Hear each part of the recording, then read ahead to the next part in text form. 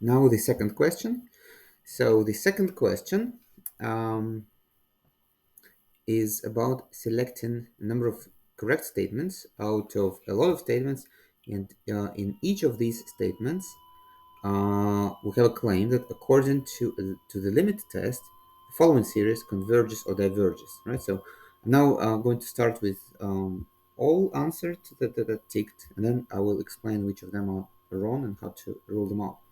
So uh, first of all, so what is the limit test? So the limit test is also known as the divergence test. Says that. So let me find it. So it's Wolfram Alpha.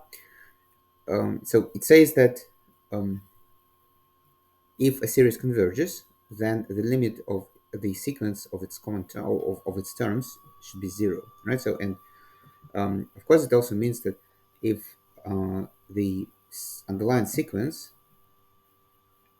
either has no limit or has a non-zero limit, then the corresponding series diverges, right? So notice that it is important that it only tests diverges. So the limit test can never tell you that a series converges. So the first thing that we do is we um, untick all the claims where it says that according to the limit test, the series converges, because the limit test never tells you that series converges. Okay, so now uh, out of the rest of these um, claims, we need to figure out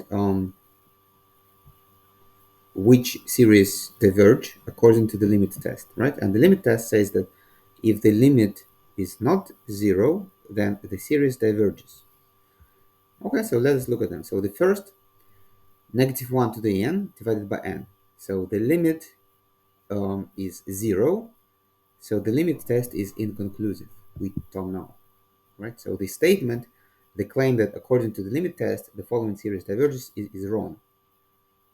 As a matter of fact, the series in fact that converges, right? So, but it's not because of the limit test; it's because of the alternating series test.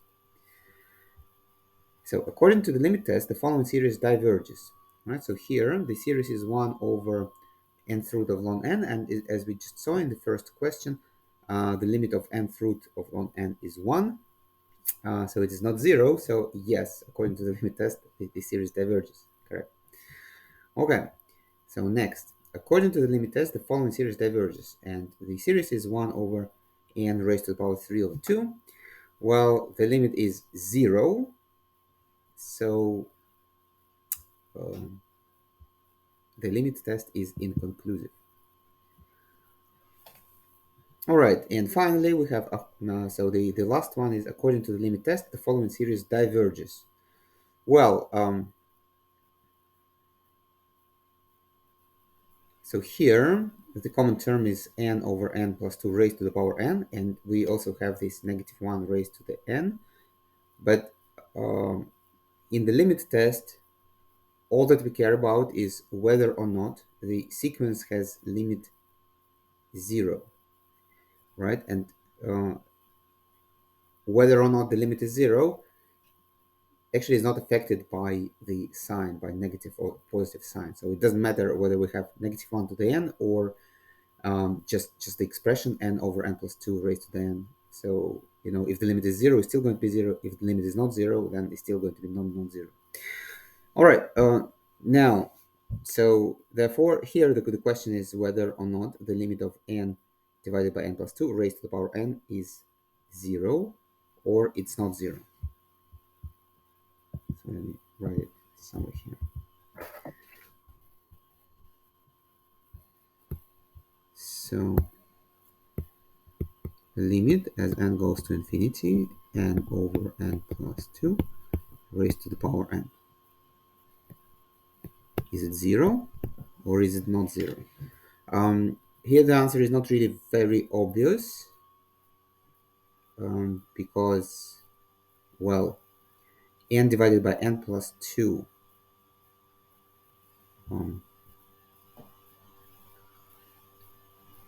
is less than 1. right? So the limit, if it exists, is going to be less than 1.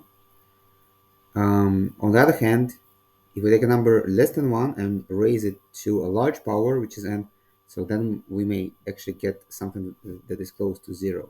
So how do we do this? So I guess um, that there is no better way just to solve it. And well, you can do it a little bit easier if you know the formula that e to the x is the limit as n goes to infinity of 1 plus x divided by n raised to the power n,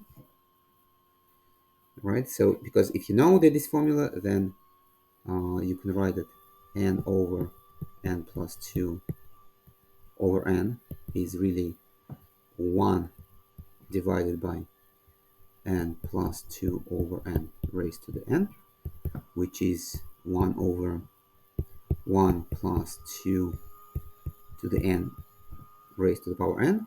And now you can look at the formula and see that um, according to this formula, the limit of this expression is actually 1 over squared. Okay, so this is how you can figure it out if you know, well, this formula, which is one of the definitions of e to the x.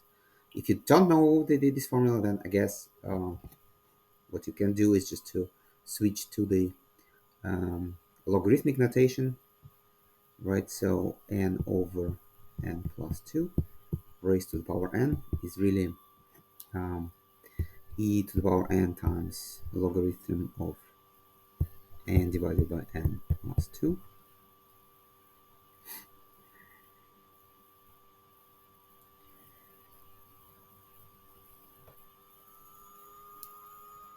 which is, well, I guess it's not really very easy to work with, but basically you can start with this.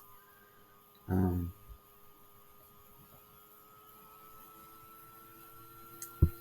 and find its limit, right? So how do we find the limit of this expression?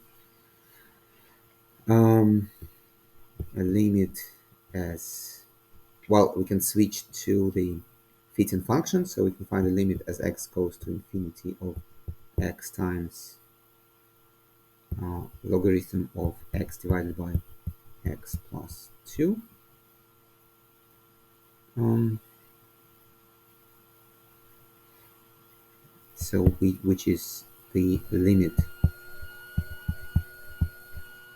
of x times, well, I guess to make it to make our life a little bit easier, so we can write it a limit, sorry, logarithm of x divided by x plus 2 is really minus logarithm over x plus 2 over x, which is minus logarithm of 1 plus 2 over x.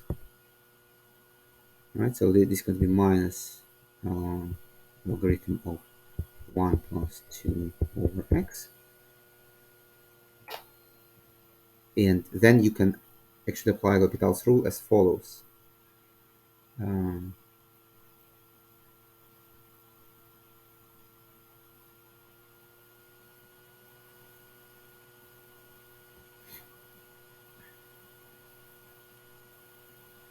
you can rewrite it as logarithm of 1 plus 2 over x divided by 1 divided by x,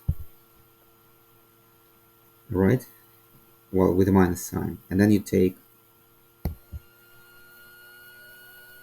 let me erase it somewhere.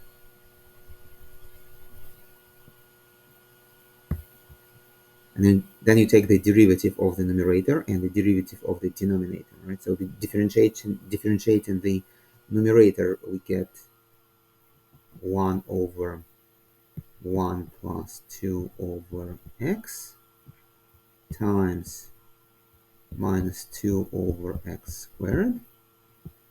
Everything should be divided by minus 1 over x squared. And there is a minus sign in front of everything. Okay, so I guess we can delete the minus sign. And then we can do a bit of cancellation, right? So we can multiply both numerator and denominator by x squared. Doing this, we get rid of this x squared, we get rid of this x squared. So this is minus 2 divided by 1 plus 2 over x. And then as x goes to infinity, so this becomes 0, and we get negative 2, right? So this is probably a slightly tricky and a bit complicated method to figure out what the limit is, right? So, but then again, I guess I think it's just a good idea is to know this formula, which is, by the way, so if you don't know this formula, then you can actually derive it in pretty much the same way as I just derived the limit for the particular case when n is negative 2. But generally speaking, it's probably better to know this formula.